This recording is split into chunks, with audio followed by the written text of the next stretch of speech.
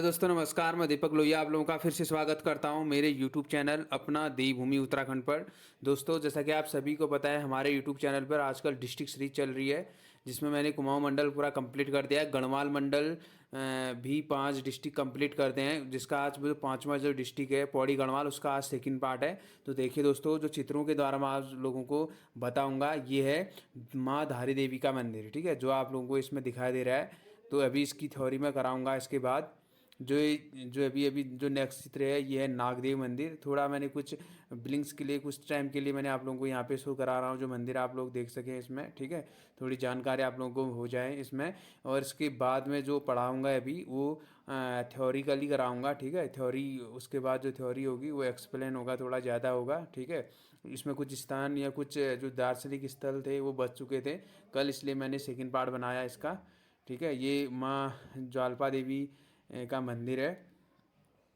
अब देखते हैं नेक्स्ट चित्र, नेक्स्ट पिक्चर। ये बिनसर महादेव मंदिर। ठीक है, ये नीलकंठ महादेव मंदिर है। थोड़ी झलकियाँ आप देख लीजिए, उसके बाद थ्योरी कराते हैं। श्री कोटेश्वर महादेव मंदिर, आप इसको पॉज करके आराम से देख सकते हैं। ये ताड़केश्वर महादेव मंदिर है। दोस्तों, ये सब पौड़ी श्रीनगर कोटद्वार में है। ठीक है, जो पौड़ी जो डिस्ट्रिक्ट है वहाँ का है ये सब। एक कोटद्वार मंदिर है। ये पौड़ी गढ़वाल का कंडोलिया मंदिर है। दोस्तों, आज का जो ये टॉपिक है, ठीक है, जो मैंने अभी ग्राफ्स दिखाए हैं आप लोगों को, उसी से संबंधित है। ठीक है, अब देखते हैं श्रीनगर के आसपास के प्रमुख दर्शनीय स्थल इस प्रकार है। ठीक है, ये धारी देवी मंदिर जो है, यह मंदिर काली देवी को समर्पित है। लोगों का मानना है कि जैसे जैसे दिन गुजरता है, ठीक है, थोड़ा ध्यान से सुनिएगा, इस मूर्ति में बदलाव होता है। मूर्ति का चेहरा पहले लड़की, फिर औरत तथा फिर बूढ़ी औरत में बदल जाता है। ठीक है, ये यहाँ की जो इस मूर्ति की खासियत है। जो धारी देवी मंदिर है, बहुत ही प्रसिद्ध मंदिर है दोस्तों, एग्जाम में भी काफ़ी बार पूछा गया है। ये बहुत ही इम्पोर्टेंट है। ठीक है, तो जो दूसरा मंदिर है सोम का भांडा, ये देवलगढ़ स्थित सोम का भांडा स्मारक प्राचीन समय में राजाओं की राजधानी थी। ये, ठीक है, जो ये स्थान था, ये राजाओं की राजधानी थी।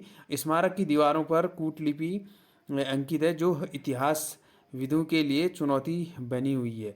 देवलगढ़ में सोम का भांडा स्मारक के अलावा प्राचीन नाथ सिद्धों की गुफाएं भी हैं। ठीक है, जिन पर शिलालेख विद्यमान है। दोस्तों, काफ़ी इम्पोर्टेंट है। जो देवलगढ़ में सोम का भांडा स्मारक के अलावा यहाँ पे जो है प्राचीन नाथ सिद्धों की गुफाएं भी हैं। ठीक है, इस स्थान पर, जिन पर शिलालेख विद्यमान है। ठीक है, जो बहुत ही मोस्ट इम्पोर्टेंट है। जो ये धार देवी मंदिर है, इसका आपने अभी ग्राफिक्स देखा होगा, जो मैंने यहाँ पे दिया था पिक्चर्स। ये काफ़ी इम्पोर्टेंट, आप पास करके इसको देख सकते हैं। इसका काफ़ी बड़ा इतिहास है दोस्तों। जितना एग्ज़ाम के बेस से पूछा जाता है, बस उसी हिसाब से मैं यहाँ पे बता रहा हूँ आप लोगों को। ठीक है, और ज़्यादा डीप भी जाने की नहीं है। ठीक है, ज़्यादा डीप जाने की ज़रूरत भी नहीं है। जितना हमें पढ़ना चाहिए एग्ज़ाम के लिए, उस हिसाब से मैं यहाँ पे बता रहा हूँ आप लोगों को। तो यहाँ पे धार देवी हमने पढ़ दिया है। ठीक है, उसके बाद सोम का बांडा। ये धार देवी मंदिर के बारे में दोस्तों देखो, ये प्राचीन से ही ऐसा माना जाता है। पहले मूर्ति का चेहरा लड़की की तरह होता है, फिर औरत की तरह, फिर बूढ़ी, फिर औरत की तरह होता है, फिर बूढ़ी औरत की तरह होता है। ठीक है, काफ़ी गहरा इतिहास है पौड़ी गढ़वाल का। ये काफ़ी एक फैक्ट वाला क्वेश्चन है। ठीक है, एक मतलब इस टाइप का जो है फैक्चुअल टाइप का है ये। तो इसमें ये इसलिए पूछा जाता है, जैसे कहा जाता है कि जैसे आपने देखा होगा गंगोली हाट, पिथौरागढ़ में एक गंगोली हाट जगह है, जहाँ हाट काली का मंदिर है, उसका भी काफ़ी इतिहास है। ठीक है, कहा जाता है कि अगर वहाँ पे अगर शाम को बिस्तर लगाया जाता है, तो मतलब सुबह इस टाइप का लगता है कि वहाँ कोई सोया था, बिस्तर चरमरा टाइप का जाता है। ठीक है, उसी तरीके से ये भी है। तो यहाँ पे भी काफ़ी इसका भी काफ़ी इतिहास है। ठीक है, अब आता है केसो राय मठ। ठीक है, ये श्रीनगर के पास स्थित इस मठ का नाम दक्षिण भारत के केशव राय के नाम पर पड़ा। ठीक है, जो दक्षिण भारत के केशव राय थे, उनके नाम पर पड़ा था। अब क्यों पड़ा है, अब देखिए। आज से लगभग 800 वर्ष पूर्व जब वे बद्रीनाथ की यात्रा पर थे, तो अत्यधिक थक जाने के कारण इसी स्थान पर सो गए थे। ठीक है, जब वो बद्रीनाथ की यात्रा पर थे, तो अत्यधिक थक जाने के बाद इसी स्थान पर सो गए थे। स्वप्न में बद्री भगवान ने उन्हें आगे न बढ़ने की आज्ञा दी, और इसी स्थान पर जमीन में अपनी मूर्ति होने की सूचना दी। उसी मूर्ति को केशव राय ने यहाँ स्थापित किया था। ठीक है, केशव राय मठ इसलिए पड़ा वहाँ, इसलिए वहाँ पे जो मतलब बद्रीनाथ की यात्रा पे थे, वहाँ पे थक के वो सोए तो सपने में आके बताया कि वहाँ पे उनकी मूर्ति है। तो ये यहाँ का इतिहास है, ठीक है। शंकर मठ, अब ये मंदिर श्रीनगर शहर से 3 किलोमीटर की दूरी पर स्थित है, ठीक है। ऐसा विश्वास है कि इसका निर्माण आदि गुरु शंकराचार्य द्वारा किया गया था, ठीक है। इसका निर्माण आदि गुरु शंकराचार्य द्वारा किया गया था, ऐसा विश्वास है। मंदिर के गर्भगृह में भगवान विष्णु एवं लक्ष्मी की प्रतिमाएं स्थित है। तो क्वेश्चन थोड़ा घुमा के आदमी जो भी एग्जामिनर है, ठीक है, कैसे भी पूछ सकता है, तो आपको याद करना चाहिए। कमलेश्वर मंदिर, मान्यता के अनुसार यहाँ भगवान राम ने भगवान शिव की 1,000 कमल के फूलों से उपासना की थी, ठीक है। ऐसा माना जाता है कि भगवान राम ने यहाँ पे भगवान राम ने जहाँ यहाँ पे उपासना की, तो यहाँ पे जैसे भगवान राम को ऐसा लगा कि फूल कम है, ठीक है। जैसे यहाँ पे उन्होंने तपस्या की तो उन्हें लगा कि फूल कम है, उन्होंने प्रायश्चित में अपनी एक आंख भेंट कर दी थी, ठीक है। यह पुत्रदा के रूप में प्रसिद्ध है। उन्होंने मतलब कहा था कि मैं 1,000 मालाएं यहाँ पे मतलब पुष्प चढ़ाऊंगा, तो उसमें उन्हें ऐसा लगा कि जब चढ़ाते गए तो उन्हें लगा कि एक कम है, तो उन्होंने अपनी एक आंख भेंट कर दी थी, ठीक है। इसलिए इसको पुत्रदाता के रूप में भी प्रसिद्ध है ये कमलेश्वर मंदिर। ये एग्जाम में भी पूछा गया था पहले, ठीक है। तो फिर एक यहाँ कोट द्वार की बात करते हैं। नेक्स्ट जो है कोट द्वार, यह गढ़वाल का प्रवेश द्वार है, ठीक है। गढ़वाल का प्रवेश द्वार है कोट द्वार। ये भी एग्जाम में पूछा गया है, जो कि समतल भूमि पर बसा है, ठीक है। यहाँ पौड़ी गढ़वाल जिले का एकमात्र रेलवे स्टेशन है। पौड़ी गढ़वाल जिले का एकमात्र रेलवे स्टेशन है। यह नगर खोआ नदी के दाहिनी ओर बसा है, ठीक है। खोआ नदी के दाहिनी ओर बसा है। इसके नज़दीक ही मोरध्वज का किला है। इसके नज़दीक मोरध्वज का किला है, ठीक है।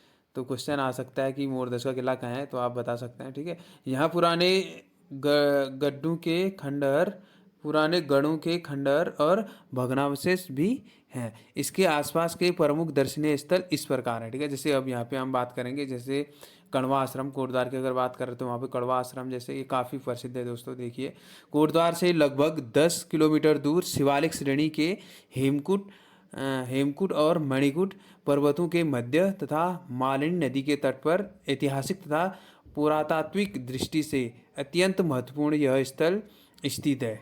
वर्तमान में इसे चौकी घाट कहते हैं, ठीक है। वर्तमान में इसे चौकी घाट कहते हैं। ये यहाँ का आपने पढ़ा भी होगा, देखिए और आगे को इतिहास का। प्राचीन काल में यह वैदिक शिक्षा एवं सांस्कृतिक प्रचार प्रसार का केंद्र था, ठीक है। जो गढ़वा आश्रम था, यहाँ का काफ़ी इतिहास है। और महाकवि कालिदास ने भी यहाँ शिक्षा प्राप्त की थी, यहीं रहकर अभिज्ञान शाकुंतलम की रचना की थी, ठीक है दोस्तों।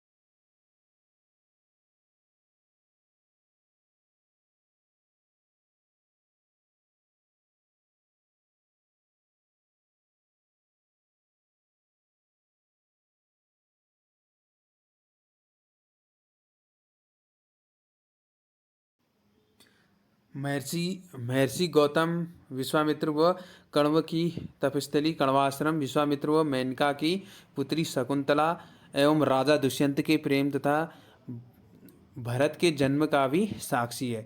इन्हीं भरत के नाम पर देश का नाम भारत पड़ा, ठीक है। इसको थोड़ा गौर से देखिएगा, सुनिएगा, ठीक है। महाकवि कालिदास इसे किसलय प्रदेश कहते हैं। महाकवि कालिदास इसे किसलय प्रदेश कहते हैं। दोस्तों, ये जो मालिनी नदी है ना, ये काफ़ी इम्पोर्टेंट है यहाँ पे, ठीक है। इसमें बहुत सारे, इस जो मालिनी नदी है इससे काफ़ी इतिहास जुड़ा हुआ है, ठीक है। इसमें इससे काफ़ी व्यक्तित्व और जो पुराने इतिहासकार और जो एक हैं जैसे महाकवि हैं कालिदास, इससे काफ़ी इससे रिलेटेड है, ठीक है। तो इस टाइप के क्वेश्चन पूछे जाते हैं एग्जाम में। तो महाकवि कालिदास इसे किसलय प्रदेश कहते हैं। डॉक्टर संपूर्णानंद ने 1955 में कण्व आश्रम के महत्व को पुनः स्थापित करने का प्रयत्न किया था। ठीक है, इन्होंने 1955 में कण्व आश्रम के महत्व को पुनः स्थापित करने का प्रयत्न किया था संपूर्णानंद ने। कण्व आश्रम में मालिनी नदी के बाईं ओर पहाड़ी पर स्थित एक छोटे मंदिर में महर्षि कण्व, भरत, कश्यप आदि की मूर्तियां हैं।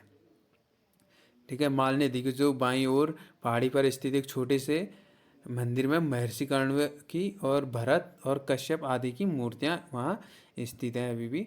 और प्राचीन काल में यह आश्रम कण्व ऋषि के नेतृत्व में विद्या अध्ययन का बहुत बड़ा केंद्र था। ठीक है, प्राचीन काल में यह आश्रम कण्व ऋषि के नेतृत्व में विद्या अध्ययन का बहुत बड़ा केंद्र था, विद्या अध्ययन का।